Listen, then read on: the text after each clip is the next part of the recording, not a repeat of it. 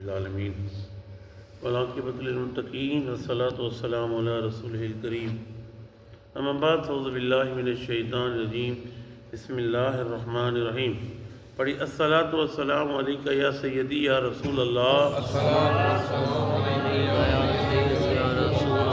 الصلاۃ والسلام علیکہ یا سیدی یا حبیب اللہ الصلاۃ والسلام علیکہ یا سیدی یا رحمۃ للعالمین وعلی آلک و اصحابک یا سیدی یا خاتم النبیین عزیزان من، آج میں قرآن کریم فرقان حمید سورہ بنی اسرائیل کی آیت نمبر 9، 10، 11، 12 کا ترجمہ تفسیر بیان کروں گا۔ اللہ کی دعا ہے تعالیٰ مناظر کو صحیح بیان کرنے کی، حق بیان کرنے کی توفیق عطا فرمائے، مجھے اور آپ کو سن کر قائم دائم رہنے کی توفیق عطا فرمائے۔ اللہ تعالیٰ قرآن کریم میں ارشاد فرماتا ہے ان ھذا القرآن، بلا شبہ یہ قرآن یہدی ہدایت دکھاتا ہے، راہ دکھاتا ہے، للتی جو یہ اقوم سب راہوں سے سیدھی راہ ہے، وَيُبَشِّرُ الْمُؤْمِنِينَ اور ایمان والوں کو خوشخبری سناتا ہے، الذین جو یعملون الصالحات نیک کام کرتے ہیں، ان لہم اجرا کبیرا بلا شبہ ان کے لیے بہت بڑا اجر ہے اللہ کے پاس۔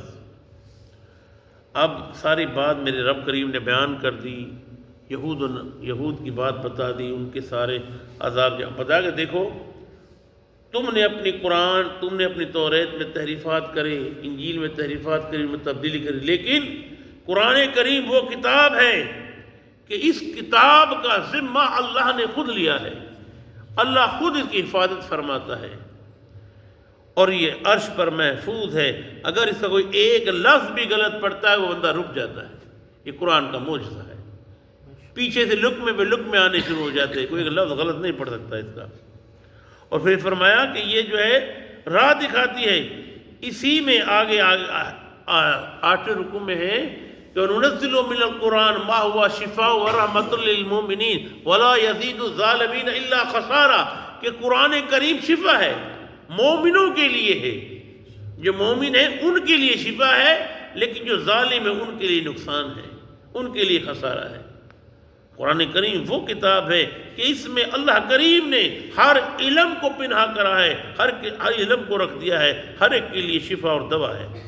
یہ بتایا جا رہا ہے، کہا کہ اب دیکھ لو تم وَأَنَّ الَّذِينَ لَا يُؤْمِنُونَ بِالْآخِرَةِ اور بے شک جو ایمان نہیں لاتے آخرت پر، أَعْتَدْنَا لَهُمْ ہم نے تیار کر دیا ہے ان کے لیے عذابًا علیما دردناک عذاب۔ جو نہیں مانتے، ایمان نہیں لاتے، ان کے لیے دردناک عذاب ہے۔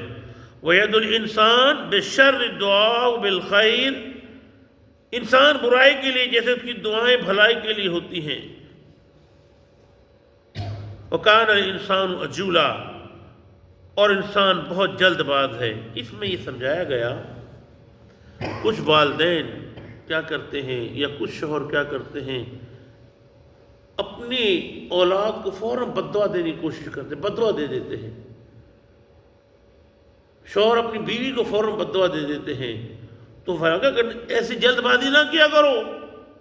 رب فرماتا ہے کہ اگر میں فوراً قبول کرنے لگ جاؤں پھر پریشان بھی تم ہی ہوگے، پریشانی تمہیں ہوگی۔ اب تو تم نے غصے میں بددعائیں کرتے ہو، ہمیشہ کبھی بھی اولاد کے معاملے میں، بیوی کے معاملے میں جلد بازی نہ کرو، بددعا فوراً نہ دیا کرو، کیونکہ کیا خبر، یہ تو رب فرماتا ہے، کہا کہ جو تو کہتا ہے میں اس کو سنتا ہوں، مجھے پتا ہے کہ پھر تو پریشان ہوگا، پھر تو مجھ سے کہے گا یا اللہ اس کی دعا کر دور کر دے، اس کی پریشانی دور کر دے، تو ایسا نہ کیا کرو۔ پھر آگے فرمایا اس کا شاعر نزول ایسے ہے، کہا اللہ کریم نے، حضرت سلمان فارسی روایت ہے، اللہ تعالیٰ نے آدم علیہ السلام کو بنایا، بنانے کے بعد اللہ نے آپ کے سر سے لے کر ناف تک روح رکھی، بنایا، روح ڈال دی۔ عصر کا ٹائم ہوا، آدم علیہ السلام عرض کرنے لگے یا اللہ پیر تو بنا، پیر میں تو روح ڈالا، تو رب نے فرمایا انسان بڑا جلد باز ہے، انسان بڑا جلد باز ہے۔ انسان ہر کام میں جلد بازی کرتا ہے۔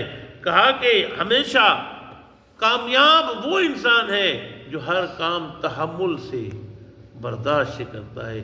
جو کام جلد باز کرتا ہے ہو تو جاتا ہے لیکن نقصان اٹھاتا ہے. کام ہو جاتا ہے پر نقصان اٹھاتا ہے.